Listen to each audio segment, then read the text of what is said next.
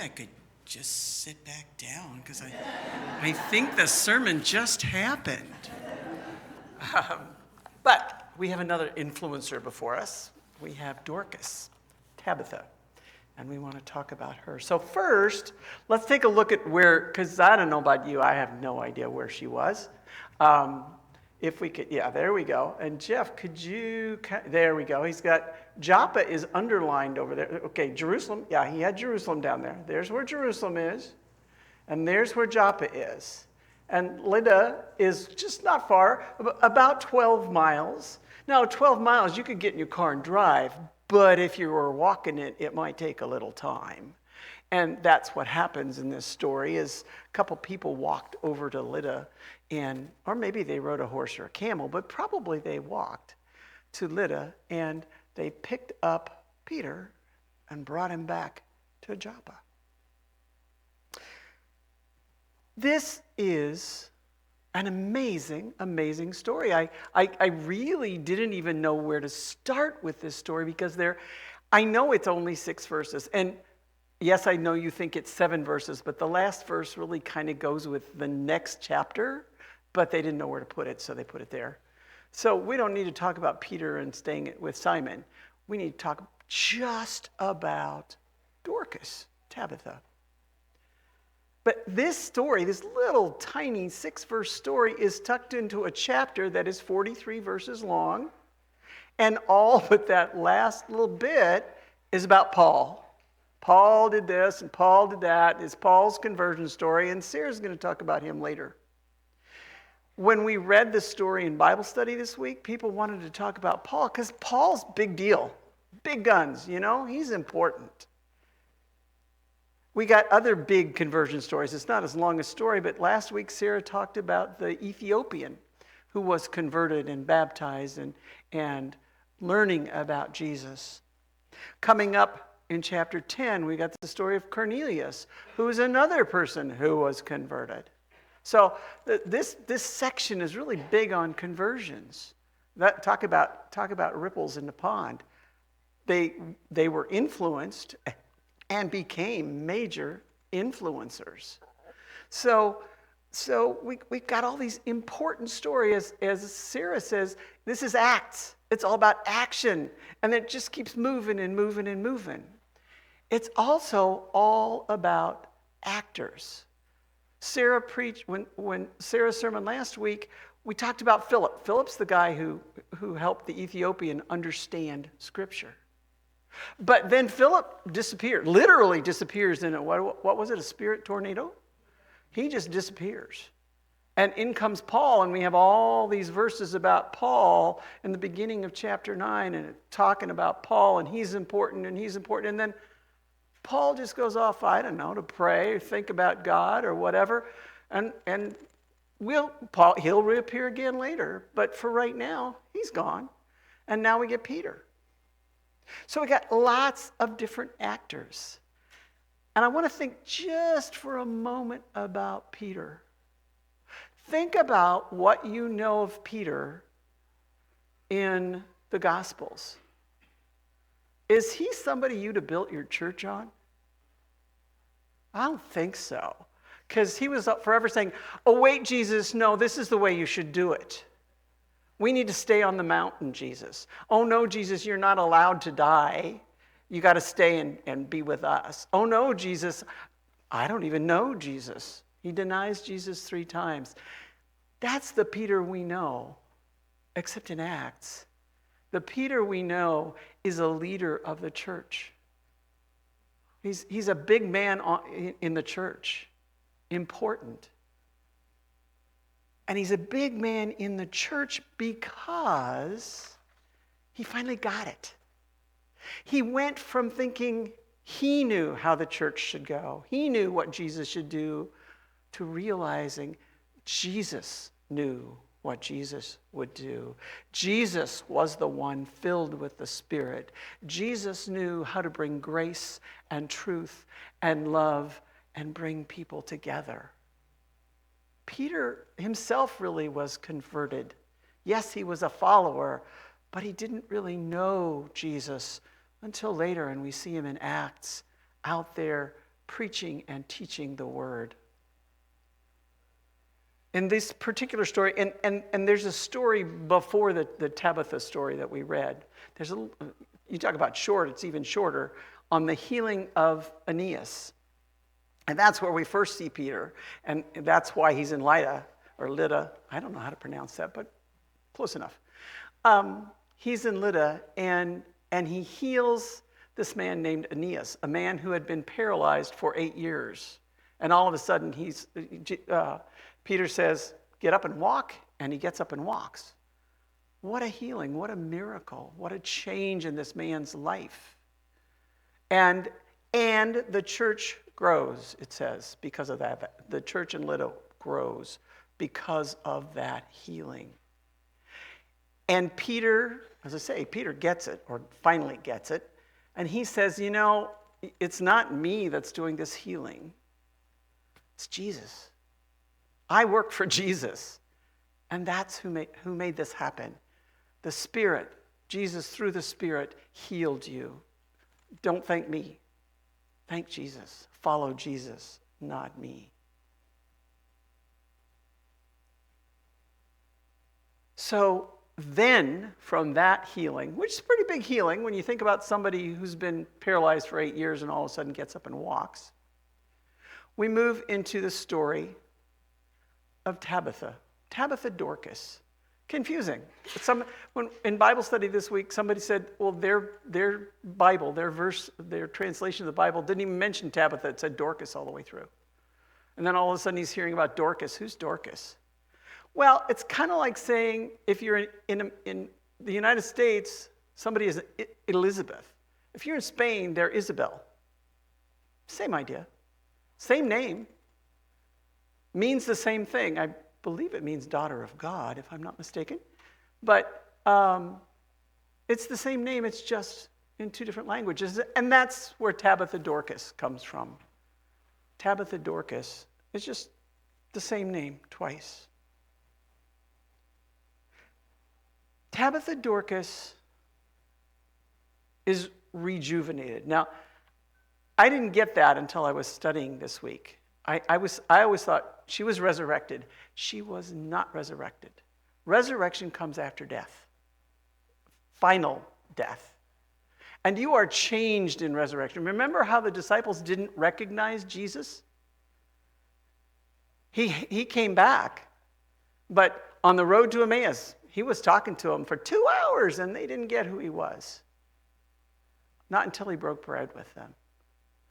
Mary in the garden, Mary Magdalene in the garden, thought he was the gardener until he spoke her name. So we are changed in resurrection. Tabitha came back as Tabitha. She was revived. No less a miracle. Don't get me wrong. I'm not saying it wasn't a miracle, but it's not resurrection. It's revival. Another point, there's lots of little stuff, and I want to get the little stuff out of the way before we go to the big stuff. Another important little thing in this, except maybe it's a big thing, is Tabitha is called a disciple.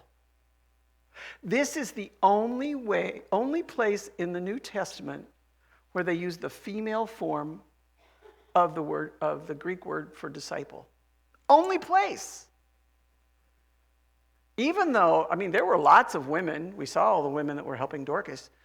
There were lots of women who were following Jesus, but this word used is a disciple. Tabitha was a disciple. Now, I don't quite know what to make about that, except to say it establishes her importance to call her a disciple.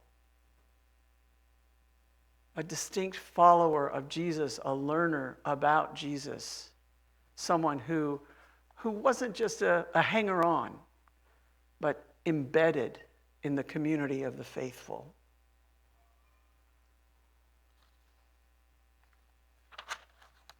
But all of those things that I've already named, those aren't the reason for this story.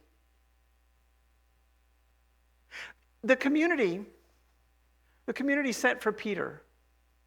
They knew they didn't have whatever was needed at that point, and so they sent for Peter. Now, we do not know. It doesn't say why they sent for Peter. It doesn't say they sent for Peter because they knew Peter would bring her back to life. They probably weren't even thinking that. Because lots of people died and were not resurrected, or were not rejuvenated, brought back to life.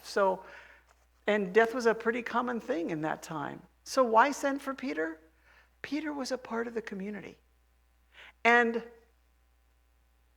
the only big name I could think of, and there are lots of big names in influencers in the Christian church, but the name I could think of, it'd be like sending for Billy Graham to come and pray over you. It's like, and I get that's an old name, not a new name, but it's sending for someone who carried distinction in the Christian community. We're here and we are sad, and we need someone to come and pray with us and be with us as we mourn Dorcas. Maybe we need somebody for a resurrection, but it doesn't say they asked him to come and resurrect or bring her back to life. It just says they sent for him because they needed the comfort and the gift of someone. Perhaps they needed the gift of someone from another Christian community. We don't know. But they sent for Peter. They sent for Peter because they were so sad. Tabitha was a good woman. It talks, this is one of the few places where the disciple is described as being embedded in the community and a giver to the community. She cared for widows who were kind of on the bottom of the heap as far as people were concerned in that period of time. If you didn't have a husband to care for you and make a living and support you, you were in trouble. It's not like you could go out and work at 7-Eleven and raise some money. You were in trouble. And so she cared for these people. She knew that they needed help. And as I read that,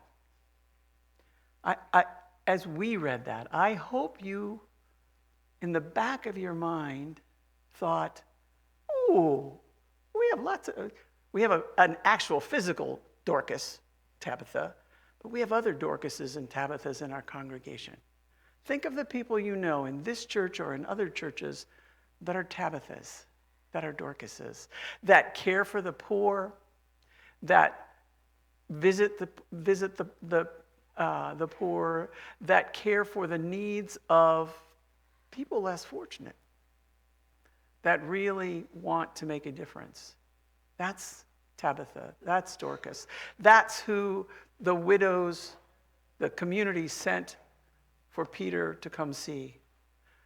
They sent for Peter because this woman was so important to them. They needed outside support and care. They needed someone to pray with them. But that's not all this story is about. Peter came to bless the community. He came because he was asked. These people reached out because it's like, oh, we need outside support. We need someone to help and someone to care. Like I said, it's like your favorite preacher stopping by in a difficult time. They needed his support. And Peter came because they asked. The community came together over Tabitha. And they needed more than they could offer each other. Support, care, maybe a miracle, but mostly prayer and encouragement. Peter came because it's what he was called to do. They asked for help, and he showed up. And he did a miracle, but I want you to think for a moment about that miracle. When we go to funerals, we hear they are now with the Lord. And we shouldn't be mourning because they are blessed because they are with the Lord. They are in the peace of God, and they don't have to put up with all the garbage in the world anymore. So to bring someone back from the dead is no real gift. It's like, okay, Dorcas, you're not done sewing. Come on back. So the miracle was not for Dorcas. It was for the community. They needed faith strengthened. They needed grief shared. They needed to see grace in the flesh. How many of us, let's see a show of hands, how many of us, when we watch the news, because some of us have quit watching the news because it's so nasty, but how many of us watch clear to the end of the news for the good story at the end? How many watch for that? You know, you don't turn it off with the weather. You don't turn it off with the sports. You wait clear to the end for that good story, for that hopeful story. Why do we watch that? Because we like to see people helping people. We like to see good news happening. And why does that good news happen? Because somebody needed help and asked. And somebody else heard the request and responded. That's when the good news happens. Whether it's somebody having a sports camp for underprivileged kids, or somebody visiting where ICE has imprisoned people, or news people showing up to make sure that the real word gets out, or whatever that good news is, they show up because someone asked and someone responded, and that's what we watch. Because the alternative is to not let the world in. So as I got to thinking about this story, that's really why this story is there. It's not about Peter being a BMOC. It's not about Dorcas doing good works. It's not even about this rejuvenation. It's not really even about the miracle. It's about the community. It's saying what we all need to hear right now. We can close our eyes.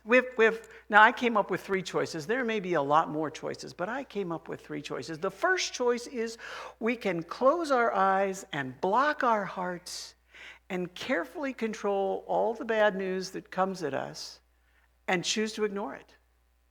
We can shut out the world. That means shutting out the good stuff too, folks. We can shut out the bad stuff and just pull back and ignore it. Another possibility is we can decide there is so much going on and it is impossible, but I have to do this because it's my job to save the world.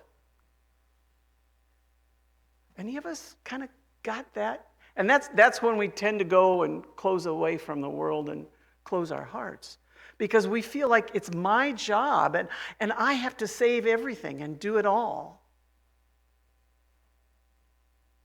But the third choice, the one that Dorcas's community chose, is we can ask for help. We can become a community and we can care for each other. And, oh, by the way, because we care for each other, we can help care for the rest of the world. Not to take care of the whole dang thing. That's way too big. Maybe it's to care for one family. Maybe it's to feed one school or provide backpacks or you fill in the blanks. There's something that we're called to do as a community. We're never called to do it alone. We are a harbor for travelers. And we're the travelers, and they're the travelers. And we travel together because we have this safe harbor. Dorcas is a light. Dorcas is a light to show us we're in this together. And God won't let us do it alone. God will not let us fail. But God also won't let us do it alone. Amen.